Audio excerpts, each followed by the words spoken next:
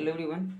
I hope आप सब की एग्ज़ाम की तैयारी अच्छी चल रही होगी। अगर अच्छी नहीं हुई तो उम्मीद है कि कर लीजिएगा। देखिए अभी रात की 2 बज रही है और एक लड़का मैसेज किया, सर फर्स्ट यूनिट एफ में कुछ प्रॉब्लम है तो हमको बता दीजिए। मीट पे मेरे रूम में नेट नहीं चलता है रात में, अच्छा दिन में भी नहीं चलता है, तो मीट पे पॉसिबल नहीं था बताना उनको। तो उनको बोले हैं एक वीडियो बना के डाल देते हैं, जिनके लिए बनाए वो समझ जाते हैं, बट ये हमको लगता है सभी के लिए बहुत ज़्यादा इम्पोर्टेंट हो जाएगा। बनने का मन नहीं था फिर भी हम बना के डाल दे रहे हैं। तो ये अपना चैनल का नाम है डिप्लोमा साथी, और एक साथी का काम होता है कि जो जब आपको उसका ज़रूरत पड़ जाए तब उनके साथ रहना। और ये सीरीज का नाम रखे हैं 5-6 यूनिट है, इसमें हम 5-6 यूनिट का एक एक करके बना देंगे। और आप सभी टेंशन नहीं लीजिए, जो इस वीडियो को देखेंगे ना उसको केरी नहीं लगेगा इस सब्जेक्ट में, क्योंकि वो सारा चीज़ बता देंगे जो आपको पढ़ना है। ज़्यादा चीज़ नहीं बताएंगे बट सभी चीज़ बता देंगे जो आपको पढ़ना है, सिलेबस में है। तो देखिए हम यहाँ पे इस अपना डिप्लोमा साथी चैनल का नाम है, जिसे आप लोग बहुत अच्छा से देख रहे हैं, सम्मान दे रहे हैं। और ये व्हाट्सएप ग्रुप है, इसमें सभी बच्चे हैं। और ये अपना सीरीज का नाम है quick revision series with concept. कुछ छोड़ेंगे नहीं जो पढ़ना है, लेकिन जल्दी जल्दी उसको पढ़ेंगे। फिर ये अपना फर्स्ट यूनिट में आता है overview of electronics component and signal. हम ये इधर कंपोनेंट्स के बारे में कुछ लिखे, इधर सिग्नल के बारे में कुछ लिखे। हम एक बार जूम करते हैं उधर से जा करके, ताकि ये आपको आसानी से दिखाई पड़े, है ना। और ये आप जब तक ये देखिएगा नहीं समझ में नहीं आएगा, तो हम एक बार जूम करते हैं, आप इसको देखिएगा यहाँ क्या लिखा हुआ, और उसको होगा तो रोक के लिख लीजिएगा। देखिए ये सिलेबस सबका ख़त्म हो गया, सभी पढ़ लिए होंगे। आपको क्या करना है ना, अपना नोट्स निकालना है, सामने में उसको रखना है। आप अगर रास्ते में है तो वीडियो नहीं देखिए, हम ये नहीं बोलेंगे कि जहाँ है मेरा वीडियो देखिए, ऐसा कुछ भी मेरा भावना नहीं है। आपको सिखाना, आपको समझाना, आपके मार्क्स गेन करना हमको बहुत अच्छा लगता है। अगर किसी का मार्क्स गेन होता है तो, है ना। इसीलिए आप अगर हैं बैठे हुए हैं तो आप अपना नोट्स निकालिए, और जो जो हम बोल रहे हैं जैसे टॉपिक सिलेबस के अकॉर्डिंग ही हम बताएंगे सारा चीज़। आप अपना नोट्स में देखिए क्या ये सारा चीज़ लिखा हुआ है। अगर लिखा हुआ है तो एक आप पेज ले लीजिए, एक पेज ले लीजिए, उसमें हो जाएगा। और लिखते चलिए और वहाँ पे मिलाते, जी हाँ ये हो गया, ये टॉपिक कंप्लीट होगा। और लगभग कितना मिनट का बनेगा पता नहीं, लेकिन इसको हम 30 मिनट के अंदर ही कर देंगे, कोशिश करेंगे उससे पहले ही हो जाए। ठीक है, तो हम थोड़ा जूम करते हैं, आप लोग इसको देखिएगा।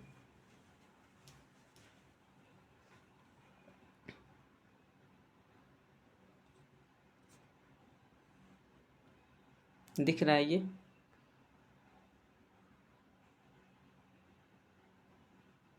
स्क्रीनशॉट ले लीजिए अगर दिख गया तो।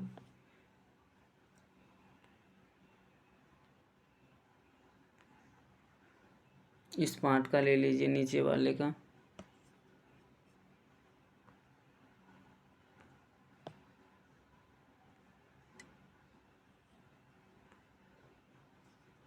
तो अब हम चालू करते हैं। देखिए ओवरव्यू ऑफ इलेक्ट्रॉनिक्स डिवाइस और कंपोनेंट। ये हम सब्जेक्ट कौन सा पढ़ रहे हैं? Fundamental of electrical and electronics engineering. Fundamental का मतलब क्या होता है ना, बेसिक, जो हमको उसके अकॉर्डिंग ही सारा चीज़ करेंगे। जैसे घर बनाने के लिए फंडामेंटल चीज़ का ज़रूरत क्या है बताइए। आप जो पढ़ रहे हैं आपको फंडामेंटल चीज़ का ज़रूरत क्या पड़ेगा? ये फंडामेंटल सब्जेक्ट है आपका। देखिए यहाँ पे लिखा है FOTEE, इसका मतलब ये होता है fundamental of electrical and electronics engineering. ये हुआ।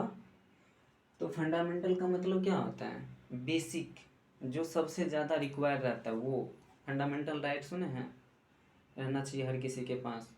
कहीं आप बोल सकते हैं, कहीं अपना धंधा कर सकते हैं, किसी का आप विरोध कर सकते हैं अपने सीमा में रह करके। तो ये फंडामेंटल जिस पे आप जिंदा रहते हैं, उतना हक चाहिए आपको। देखिए अब इस फंडामेंटल में जो इलेक्ट्रॉनिक्स के बच्चे होंगे या इलेक्ट्रिकल के बच्चे होंगे, उनको ये बहुत ज़्यादा ज़रूरत पड़ेगा। यही आपको पढ़ना है 1 से लेके 6 सेम तक, मतलब फर्स्ट से लेके 6 सेम तक।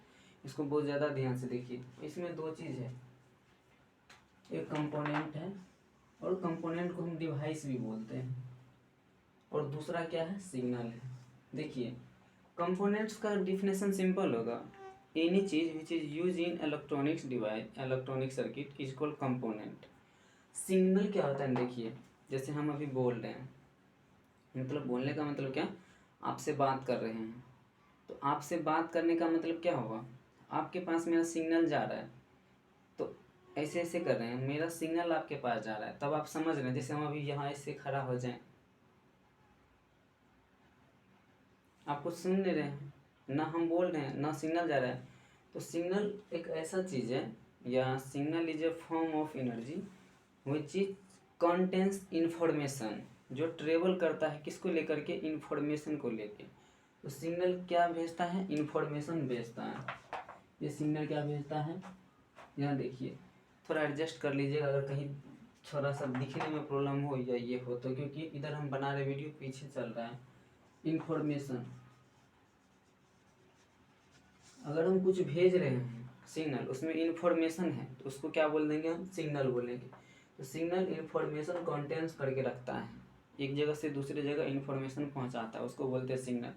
सिग्नल का बहुत सारा टाइप होता है, लेकिन अपना लोग को पढ़ना क्या है, एसी सिग्नल पढ़ना है, अल्टरनेटिंग करंट। अल्टरनेटिंग दो टाइप हो सकता है, वोल्टेज भी अल्टरनेट हो सकता है और करंट भी अल्टरनेट हो सकता है। तो सिलेबस में देखिएगा अच्छा से, तो वहाँ पे लिखल है भी वोल्टेज अल्टरनेटिंग और करंट अल्टरनेटिंग।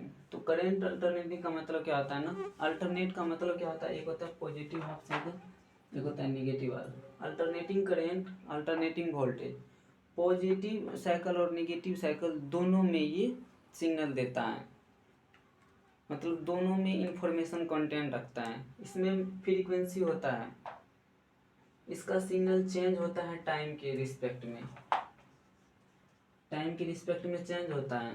एक आता है डीसी सिग्नल, डायरेक्ट करंट इसको बोलते हैं, जो एम्पलीट्यूड सेम रहता है, चेंज नहीं होता है, मात्र एक ही डायरेक्शन में सिग्नल देता है, या तो पॉजिटिव में या तो नेगेटिव में। ये हुआ मेरा किसका सिंबल, डायरेक्ट करंट का। ऐसे भी डायरेक्ट करंट का हो सकता है।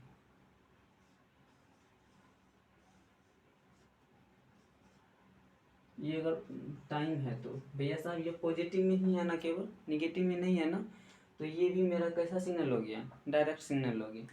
तो एक आता है पीरियोडिक सिग्नल, डिफिनेशन देखिए, पीरियोडिक सिग्नल क्या होता है ना, पीरियोडिक आपको नाम से ही स्पष्ट है। पीरियोडिक का मतलब क्या है ना, एक सर्टेन पीरियड के बाद वो खुद को रिपीट करता है, उसको क्या बोलते हैं, periodic signal.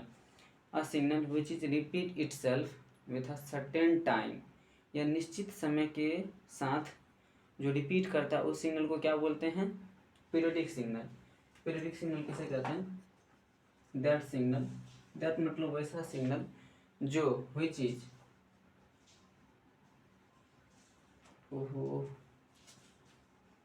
Which is repeat, REPEAT, repeat itself, खुद को रिपीट करेगा। कब भैया, एक सर्टेन टाइम के बाद, आफ्टर अ सर्टेन का मतलब होता है निश्चित, या लिख दीजिए परफेक्ट टाइम के बाद, परफेक्ट टाइम, उसको क्या बोलते हैं, पीरियोडिक सिग्नल। इसका उल्टा हो जाएगा नॉन पीरियोडिक सिग्नल या अपीरियोडिक सिग्नल या रैंडम सिग्नल। तो ये क्या होता है non periodic signal, that signal which is not, ये क्या होता था, रिपीट होता था ना, और ये सिग्नल क्या होगा, रिपीट नहीं होगा। Non periodic signal is a type of signal which is not repeat itself after certain time is called non periodic signal। आपको दोनों में डिफरेंस भी पूछ सकता है और दोनों का डिफिनेशन भी पूछ सकता है, दोनों का एग्जाम्पल भी आपसे पूछ सकता है। देखिए जितना भी हम पढ़ते हैं ना, sine wave, cosine wave, triangular wave, rectangular wave, ये चार चीज़ याद रखिएगा, ये सारा पीरियोडिक सिग्नल है। Sine wave, cosine wave, triangle wave, rectangular wave, ये सारा कौन सा सिग्नल है, पीरियोडिक सिग्नल है। इसका एक पीरियोडिक सिटी होता है, इसमें पीरियोडिसिटी की प्रॉपर्टी होता है, तो उसका 2 पाई होता है साइन का और कोस का, याद रखना है। नॉन पीरियोडिक सिग्नल को रैंडम सिग्नल भी बोला जाता है, ये खुद को रिपीट नहीं करता है, not repeat after a certain time. I hope ये दोनों समझ गए होंगे। देखिए साइन वेव का यही होता है ना सिंबल, हम बहुत टाइम को मैनेज करके और स्पेस को मैनेज करके बता रहे हैं आपको, ताकि आपको प्रॉब्लम ना हो। जितना कम समय में हो सके हम कोशिश कर रहे हैं आपका बन जाए, क्योंकि बहुत ज़्यादा टाइम देने से कोई फ़ायदा नहीं है, आपको रिवीजन करवा रहे हैं हम। तो ये हो गया मेरा कैसा सिग्नल है ये।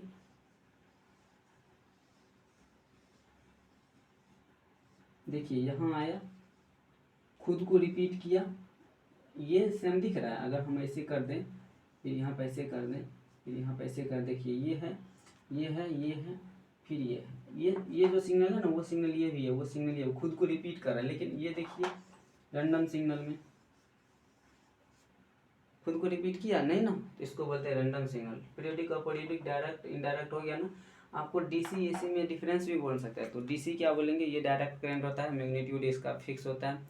अगर कहीं पे यहाँ पे 5 एम्पियर है या 5 वोल्ट है, टाइम कितना भी चेंज हो जाए तो उसमें वो 5 का 5 ही रहेगा। ऐसे क्वेश्चन भी आ सकता है कि अगर कोई सिग्नल है, पहला सेकंड पे 5 है, दूसरा सेकंड पे 5 है, तीसरा सेकंड पे 5 है, चौथा सेकंड पे 5 है, तो बताइए कौन सा सिग्नल है। तो हम देख रहे हैं टाइम बदल रहा है लेकिन एम्पलीट्यूड नहीं बदल रहा है, तो कौन सा सिग्नल हो जाएगा, डीसी सिग्नल हो जाएगा। सिंपल है। एसी में ऐसा नहीं होता, उसमें चेंज होते रहता है, ऊपर नेगेटिव, ऊपर ऊपर नीचे। इसमें एम्पलीट्यूड रहता है। इसके मैक्सिमम को क्या बोलते हैं, एम्पलीट्यूड। एम्पलीट्यूड दो के बीच में रहता है, एक पॉजिटिव निगेटिव। तो यहाँ पे माइनस से, ऊपर में प्लस से, तो इस दोनों के बीच में वेरी करते रहता है। लेकिन इसमें ऐसा कुछ नहीं होता है, सिंपल होता है। उसके बाद देखिए इधर, ये मेरा हो गया सिग्नल के बारे में। अब क्या पढ़ेगा हम, कंपोनेंट। देखिए कंपोनेंट को 2 भाग में बांटा गया है। इधर इधर फोकस कीजिए मेरे तरफ। कंपोनेंट को कितने भाग में बांटा गया है, 2 भाग में बांटा गया है। फर्स्ट को क्या बोलते हैं, पैसिव कंपोनेंट। दूसरे को क्या बोलते हैं, एक्टिव कंपोनेंट। हम इसको कैसे डिफाइन करेंगे पता है आप लोगों को। इसको हम डिफाइन करेंगे ना एनर्जी के टर्म में। किसके टर्म में डिफाइन करेंगे, एनर्जी के टर्म में। जो एनर्जी जिसके पास नहीं रहता है, not have energy, is called passive device. ऐसे क्यों लिखे हैं, आप इसका डेफिनेशन भी लिख सकते हैं और दोनों के बीच में डिफरेंस भी लिख सकते हैं। क्वेश्चन ऐसे भी आता है, what do you mean by active device, what do you mean by passive device, what is difference in active and passive device, what do you mean by AC, what do you mean by DC, what do you mean by periodic signal, what do you mean by periodic signal. उसके बाद what is difference between AC and DC, what is difference between periodic and non periodic signal. तो ये सारा का answer यहाँ पे बन चुका है, इतना पॉइंट से ही बना लेना। उसके बाद देखिए ये पीसी क्या करता है ना, ये एनर्जी को, इसके पास खुद का एनर्जी नहीं रहता है, नॉट हैव ऑन एनर्जी। लेकिन इसके पास ऑन मतलब होता है ना अपना, इसके पास अपना एनर्जी होता है। किसके पास, एक्टिव के पास, इट हैज ऑन एनर्जी। उसके बाद ये एक्सेप्ट करता है एनर्जी को। जिसके पास एनर्जी नहीं रहेगा, जैसे मेरे पास नहीं है रुपया, धन दौलत पैसा, तो हम तो किसी से लेंगे। किसी के पास नहीं है खाना पीना, तो किसी से लेंगे। तो इसके पास एनर्जी नहीं है, तो ये क्या करेंगे, एनर्जी एक्सेप्ट करेंगे। और इसके पास एनर्जी है, तो ये एनर्जी क्या करता है, डोनेट करता है। तो ये डोनेट करता है एनर्जी सर्किट में। तो एक्टिव क्या करता है, डोनेट एनर्जी। आप पैसिव एक्सेप्ट एनर्जी। ठीक है, आप लोग समझ रहे हैं ना। कॉपी निकाल लीजिए, आप जो पढ़े हैं ना वहाँ से रिलेट करते जाइएगा, बहुत अच्छा लगेगा, आपको रिवीजन हो जाएगा। लगभग 30-35-40 मिनट जो भी वीडियो बने पता नहीं, उधर पता नहीं चलेगा, हमको पता नहीं चलता, पढ़ाने लगते हैं। तो इसलिए यहाँ ध्यान दीजिए। ये सिग्नल प्रोसेसिंग नहीं कर पाएगा। देखिए ये सिग्नल प्रोसेसिंग एंड हैंडलिंग नहीं कर पाएगा पैसिव। जब हम एक वीडियो बनाए थे पीछे में, तो उसमें लिखने बोले थे, कैसे लिखेंगे आप पॉइंट जानते हैं। तो अगर कोई पॉइंट आता है तो ऐसे करके पॉइंट बना के लिख देंगे। हम एक वीडियो में बताए हुए इससे पहले में, बेसिक एग्जाम से रिलेटेड। तो वहाँ पे जाके ये सारा पॉइंट पैसिव में, ये सारा इस देखिए ये एनर्जी को स्टोर करता है। ये क्या करता है, एनर्जी को स्टोर करता है। और ये एनर्जी प्रोड्यूस करता है। एक्टिव क्या करता है, एनर्जी प्रोड्यूस करता है। पैसिव क्या करता है, एनर्जी स्टोर करता है। देखिए एग्जांपल ऑफ एक्टिव डिवाइस में, पैसिव में रेजिस्टर, ये इसका सिंबल होता है, इसको आर बोलते हैं। कैपेसिटर ये इसका सिंबल होता है, पॉजिटिव निगेटिव। ये प्लेट रहता है, ये इसमें डाइलेक्ट्रिक रहता है, बीच में ये सेपरेटेड रहता है, 2 प्लेट को सेपरेट करता है डाइलेक्ट। ये इंडक्टर होता है, इसको एल बोलते हैं। देखिए ये जो एनर्जी है ना, ये तो पैसिव डिवाइस है, ये एनर्जी स्टोर करके रखता है। किसके फॉर्म में, ये करता है हीट के फॉर्म में एनर्जी स्टोर। बहुत ज़्यादा इंपॉर्टेंट, आपसे पूछ सकता है ये किसके रूप में करता है, इलेक्ट्रोस्टैटिक्स के रूप में, ये किसके इलेक्ट्रोमैग्नेटिक फॉर्म के रूप में, इलेक्ट्रोमैग्नेटिक के रूप में। और ये ट्रांसफार्मर एनर्जी स्टोर नहीं करता है, ये सेट ऑफ शट डाउन करने का काम करता है। ये क्या करता है, सेट ऑफ शट डाउन करने का काम करता है। उसके बाद देखिए ये किसका एग्जांपल हो गया, पीसीबी का एग्जांपल। बोलिए पीसीबी का कितना example, 4 example, resistor, capacitor, inductor और ट्रांसफार्मर। देखिए रेजिस्टर क्या करेगा, एनर्जी स्टोर करेगा, किसके फॉर्म में करेगा, एनर्जी स्टोर हीट के फॉर्म में करेगा। उसके बाद कैपेसिटर एनर्जी स्टोर करेगा, किसके फॉर्म में करेगा एनर्जी स्टोर, ये करेगा इलेक्ट्रोस्टैटिक्स के फॉर्म में। इंडक्टर भी एनर्जी स्टोर करेगा, किसके फॉर्म में करेगा, बोलिए बोलिए बोलिए, हाँ, इलेक्ट्रोमैग्नेटिक के फॉर्म में, सही है। तो इसको क्या बोलते हैं हम, एनर्जी को ये स्टोर करके रखता है बट ये जनरेट नहीं करता है। ये देखिए एनर्जी जनरेट करता है। जैसे ये सबसे पहला एग्जांपल आता है डायोड। डायोड में आप लोग जब पढ़े होंगे तो पता होगा आप लोग का, एक नी वोल्टेज होता है या बैरियर वोल्टेज होता है, वहाँ से सबसे पहला ये बनता है डायोड। डायोड क्या है, 2 टर्मिनल डिवाइस है। ये सारा 2 टर्मिनल डिवाइस है, आप इसका डिफिनेशन लिखना जानते होंगे। रजिस्टर क्या है, अपोज करता है किसी भी करंट के फ्लो को किसी सर्किट में। Resistor is a resistance is a property of material which is oppose the flow of current is called resistance. नहीं आता है तो लिख लीजिए। कैपेसिटेंस क्या है ना, ये अपोज करता है किसको, फ्लो को किसी कैपेसिटर में। इंडक्टर क्या करता है, अपोज करता है करंट के फ्लो को, कहाँ पे, किसी इंडक्टर में।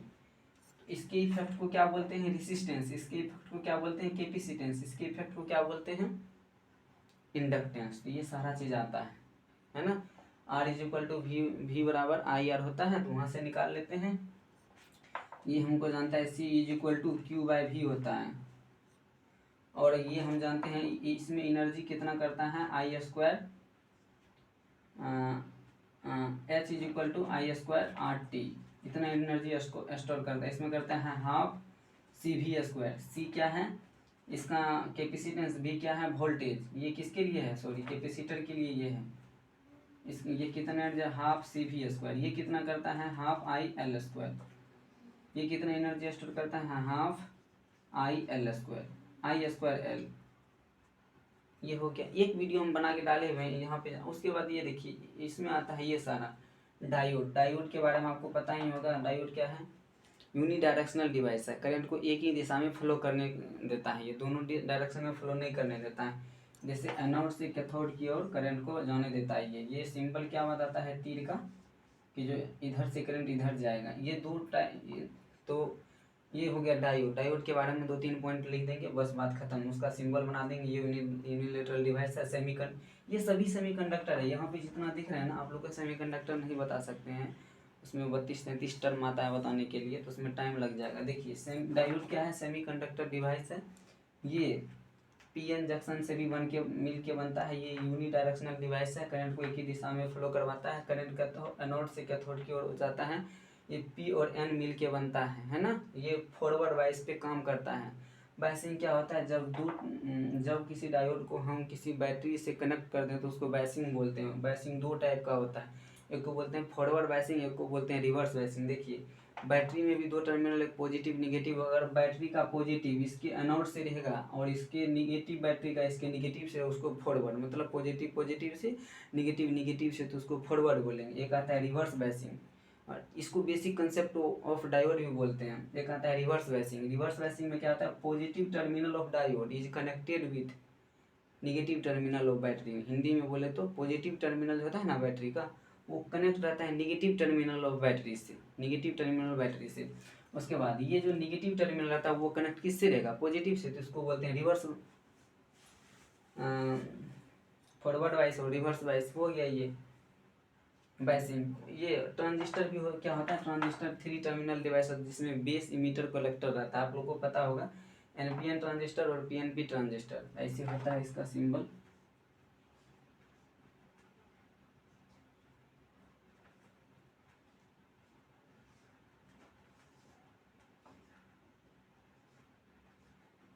और ये आता है,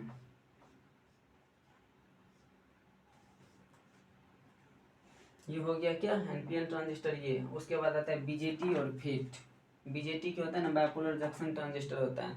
ये होल्स और इलेक्ट्रॉन इसमें दोनों रहता है, लेकिन इसमें होल्स रहेगा तो इलेक्ट्रॉन नहीं रहेगा, इलेक्ट्रॉन रहेगा तो हॉल्स नहीं रहेगा, या और रहता है, इसमें एंड रहता है, इसमें और रहता है, मतलब दोनों, एंड मतलब दोनों, और मतलब या तो हॉल्स या तो इलेक्ट्रॉन। तो इसी को आगे रहता है मॉसफेट, उसके बाद फेट।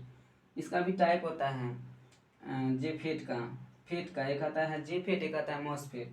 तो मॉसफेट का भी दो टाइप आता है, एक आता है एन चैनल मॉसफेट, एक आता है पी चैनल मॉसफेट। अब एन चैनल और पी चैनल को जब मिलाते हैं ना तब क्या बनता है मेरा कम्प्लीमेंट्री। तो कम्प्लीमेंट्री का डेफिनेशन कैसे लिखेंगे, it is the combination of N channel MOSFET and P channel MOSFET. ये आ गया मेरा क्या, ये खत्म हो गया। उसके बाद देखिए टाइम देखने कितना होगा। अब देखिए एनर्जी क्या होता है ना, सोर्स। इसमें जब हम पढ़ेंगे ना फंडामेंटल में, हमको वोल्टेज और करंट पे ही आना है, जो भी देखना है तो वोल्टेज और करंट पे भी आना है। देखिए एनर्जी क्या होता है ना, किसी भी कार्य करने की कैपेसिटी को क्या बोलते हैं, एनर्जी बोलते हैं, है ना। तो एनर्जी में हमको कहाँ से मिलता है, उसका सोर्स क्या है। तो एनर्जी सोर्स किसे बोलेंगे, जहाँ से हमको एनर्जी मिलता है उस जगह को सोर्स बोलेंगे। The place where we found energy is called source of energy. जहाँ से एनर्जी हमको मिला उस जगह को क्या बोलेंगे, सोर्स ऑफ एनर्जी बोलेंगे। तो ये दो टाइप होते हैं, एक आता है डायरेक्ट सोर्स ऑफ एनर्जी, एक आता है अल्टरनेटिंग, या इसको इनडायरेक्ट भी बोल सकते हैं, कोई दिक्कत। सोर्स दो टाइप का हो जाएगा, एक डायरेक्ट और इनडायरेक्ट। देखिए इनडायरेक्ट कितने टाइप होता है ना, दो टाइप का, एक आता है इंडिपेंडेंट, एक आता है डिपेंडेंट। कहीं से मिला ना तो दो चीज़ से हो सकता है, या तो वो पहले से इंडिपेंडेंट, डिपेंडेंट का मतलब समझिए, इंडिपेंडेंट का मतलब क्या हुआ ना, किसी पे डिपेंडेंट रहना, सॉरी, डिपेंडेंट का मतलब क्या हुआ ना, किसी पे डिपेंडेंट रहना। जैसे देखिए हम लोग पढ़ रहे हैं, तो अगर मम्मी पापा रुपया नहीं देंगे, हम रुपया पैसा क्यों लेते हैं, ज़्यादा समझ में आएगा। कुछ बच्चे अभी ड्रीम 11 लगाते हैं, भाई साहब मेरा तुम लोग से प्रार्थना है कि ड्रीम 11 लड़का से खास करके अभी मत लगाओ। देखो दिमाग में ना 11 आदमी चलते रहेगा तुम्हारे दिमाग में, कौन आउट हुआ, कौन आउट नहीं हुआ, कौन ज़्यादा मारा, कौन कम मारा। इसलिए अभी उस पर एग्ज़ाम टाइम है, एग्ज़ाम बार मत करो ये सब, और पढ़ने पे ध्यान दो ताकि तुम्हारा मेंटली स्ट्रांग रहो, तुम इधर उधर माइंड भटके ना। तो ये देखिए डायरेक्ट दो, इंडिपेंडेंट और डिपेंडेंट। इंडिपेंडेंट का मतलब क्या होता है ना, किसी पे डिपेंडेंट नहीं होना।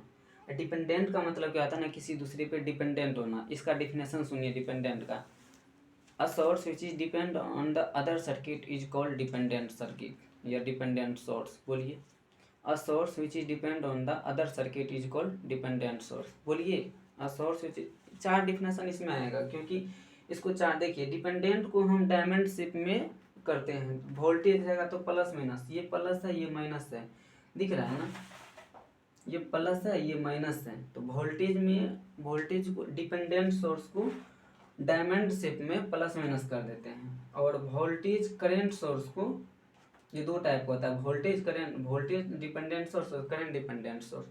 तो करंट डिपेंडेंट सोर्स को डायमंड में एरो से दिखाते हैं, कोई दिक्कत। यहाँ देखिए, मेरे पे ध्यान नहीं दीजिए, करंट को क्या करते हैं, डायमंड के शेप में दिखाते हैं, तो उसको क्या बोलते हैं, ये सिंबल होगा, आपको लिखना है। डिपेंडेंट सोर्स पूछेगा ना तो लिख देंगे, dependent source which is depend on the other circuit, its symbol is a diamond shape. When we consider voltage, it is denoted by plus minus in the diamond. When we consider current, it is denoted by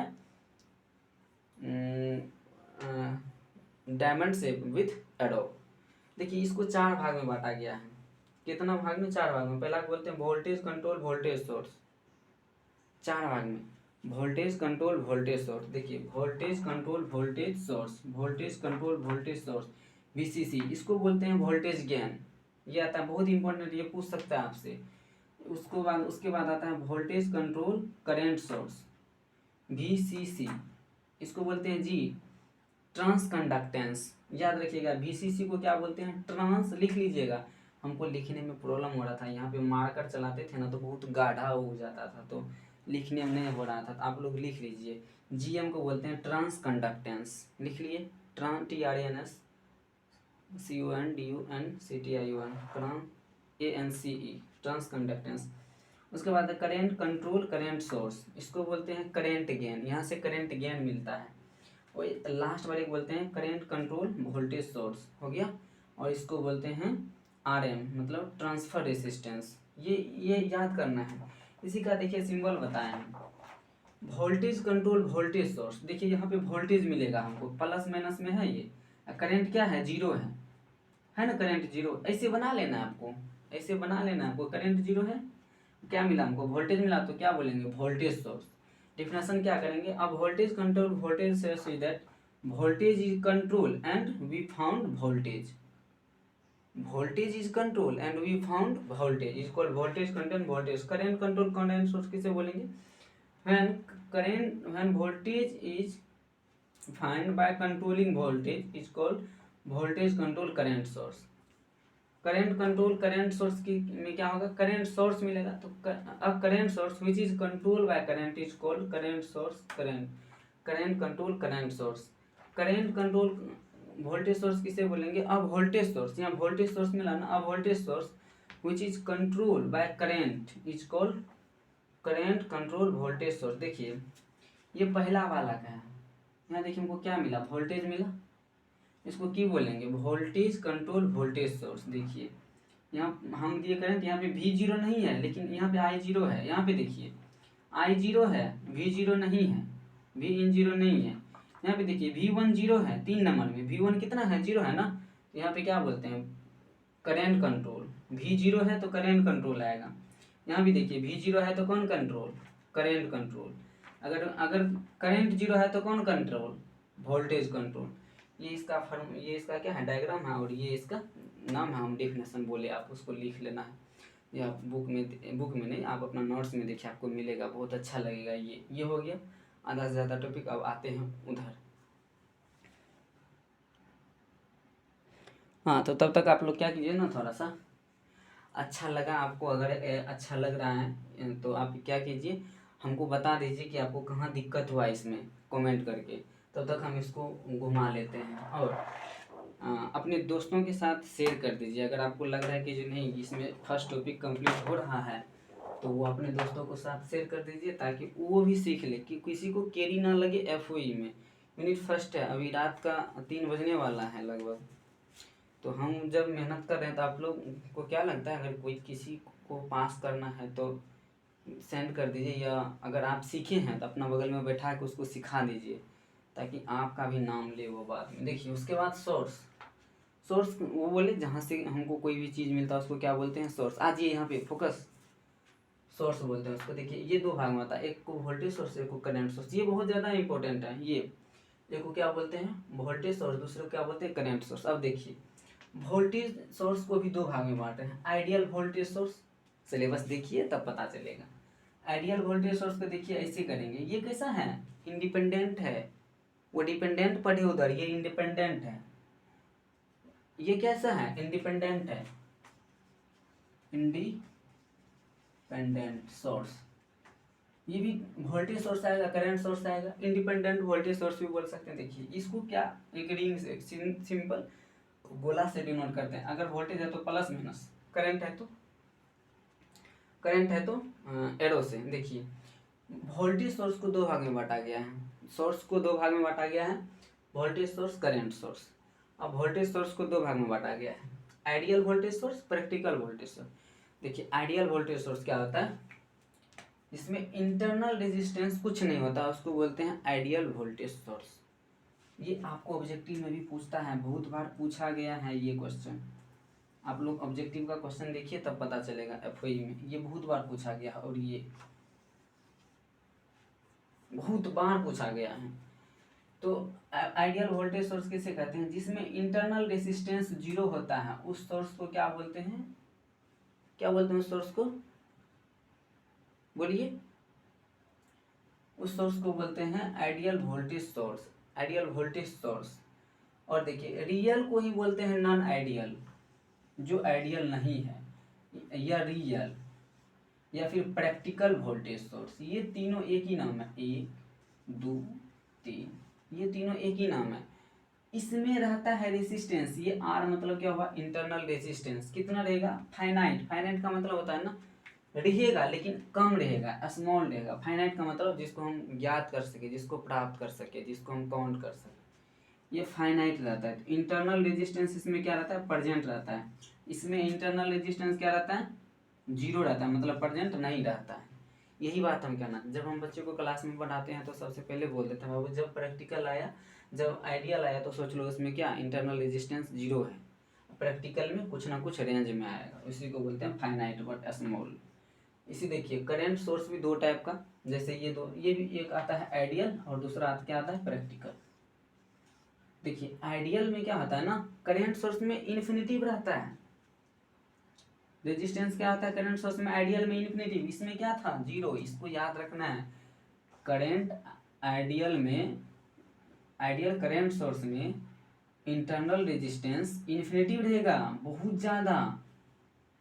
कितना रहेगा infinitive, infinitive का मतलब infinitive, हम उसको count नहीं कर सकते हैं। अब प्रैक्टिकल में क्या रहता है ना, फाइनाइट रहता है लेकिन लार्ज रहता है, मतलब बड़ा रहता है। इसमें क्या था, रहता था प्रैक्टिकल में लेकिन स्मॉल रहता था, कम, इसमें रहेगा लेकिन बहुत बड़ा रहेगा। तो ये आपका हो गया फर्स्ट यूनिट। अब बताइए कहाँ पे कुछ समझ में नहीं आया या कहाँ पे कुछ कमी रह गया, हमको बोलिए। और वहाँ पे कुछ सिंबल जैसे ट्रांजिस्टर, मॉसफेट, फेट, ये सारा चीज़ का सिंबल बनाना रहता है।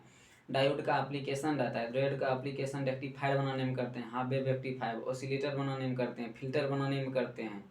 और जैसे फेट का बहुत सारा उपयोग रहता है, ट्रांजिस्टर का उपयोग एम्पलीफायर बनाने में करते हैं। जो जो बोले हैं ये सारा चीज़ में हर जगह यूज होता है। तो फेट, रजिस्टर, कैपेसिटर, इंडक्टर, ये सारा चीज़ का उपयोग बहुत जगह होता है। तो सिर्फ हम एप्लीकेशन नहीं बताएं, बाकी बात हर चीज़ बता दिए। तो आप लोग को कमेंट करके हमको बताना है कितना समझ में आया, आपके रिवीजन में कितना हो पाया और कितना बाकी रह गया। और अगर अच्छा लगा, अगर रिस्पॉन्स आप लोगों का अच्छा रहा रिवीजन में, तो हम जस्ट इसी टाइप से यूनिट 2 को भी आप लोगों को बना के दे देंगे। ये कोई लड़का बोले थे उनको दिए हैं, उनके लिए आप सभी उनको थैंक यू बोल दीजिएगा, नाम नहीं बोलेंगे बस, हाँ उनको थैंक यू बोल देना, वो बोले हैं इसलिए वीडियो ये इतना 2 बजे 3 बजे रात में बना के डाल रहे हैं। तो ठीक है, आप लोग पढ़ाई करते रहेंगे, ऑल द वेरी बेस्ट।